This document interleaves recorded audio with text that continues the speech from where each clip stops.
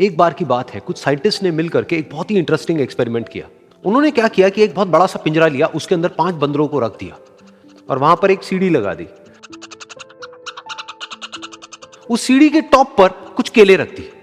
फिर उन साइंटिस्ट ने क्या किया कि जैसे ही कोई भी बंदर उस सीढ़ी पर चढ़ता केलों तक पहुंचने के लिए, तो ऊपर से ठंडे पानी की बारिश करने लग जाते। तो जैसे ही वो ठंडा पानी गिरता उस बंदर के ऊपर जो कि सीढ़ी पर चढ़ रहा था, वो फटाफट से नीचे आता तो पानी बंद हो जाता। फिर दोबारा से कोई और बंदर उस सीढ़ी पर चढ़ता उन केलों तक पहुंचने के लिए, दोबारा से यही होता। दोबारा से ऊपर से ठंडे पानी की बारिश होती, वो बंदर जैसे ही नीचे आता दोबारा से बारिश बंद हो जाती। तो बंदरों ने इसका मतलब यह निकाला कि जैसे ही कोई भी सीढ़ी पर चढ़ता है तो ऊपर से ठंडा पानी गिरता है। फिर उसके बाद में जैसे ही कोई भी बंदर उस सीढ़ी पर चढ़ने की कोशिश भी करता तो बाकी के बंदर सब इकट्ठे होकर के उसको पकड़ते, उसको मारते, उसको पीटते और उसको नीचे गिरा देते। फिर दोबारा कोई कोशिश करता, दोबारा उसके साथ भी ऐसा ही होता। फिर उन साइंटिस्ट ने क्या किया कि उन 5 बंदरों में से एक बंदर को उस पिंजरे में से निकाला और उसकी जगह एक नए बंदर को उस पिंजरे के अंदर डाल दिया। अब उस बंदर को नहीं पता था कि यहां पर क्या खेल चल रहा है। उसको जैसे ही सीढ़ी के ऊपर वो केले नजर आए, वो फटाफट से उस सीढ़ी के ऊपर चढ़ने लगा। अब की बार साइंटिस्ट ने कोई बारिश नहीं करी, लेकिन फिर भी जो बाकी के बंदर थे उन्होंने इसको पकड़ा, सीढ़ी से नीचे उतारा और मारते पीटने लग गए। इस बंदर को समझ नहीं आया कि मेरे को क्यों मारा जा रहा है, तो उसने दोबारा कोशिश करी। जैसे उसने दोबारा कोशिश करी, दोबारा से उन 4 बंदरों ने वही किया।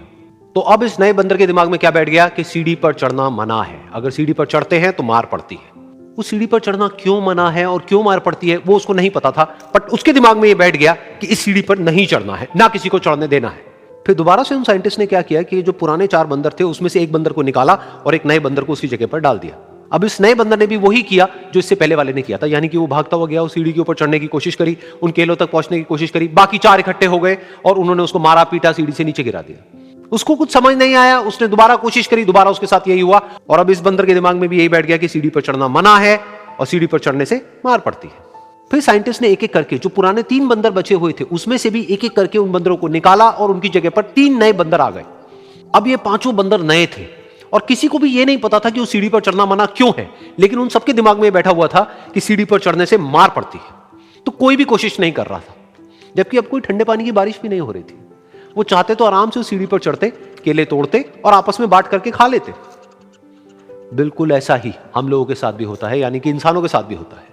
हजारों साल पहले कोई प्रथा बनी होती है, कोई रीति रिवाज होता है जिसके पीछे कोई ना कोई वजह होती है, लेकिन वो वजह खत्म होने के बाद भी वो प्रथा चलती रहती है, वो रीति रिवाज चलते ही रहते हैं।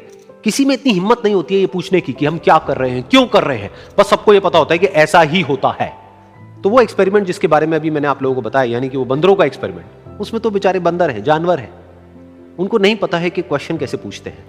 लेकिन अगर हम इंसान होने के बावजूद भी क्वेश्चन ना करें तो हमारे में और जानवरों में क्या फर्क है, सोचिए।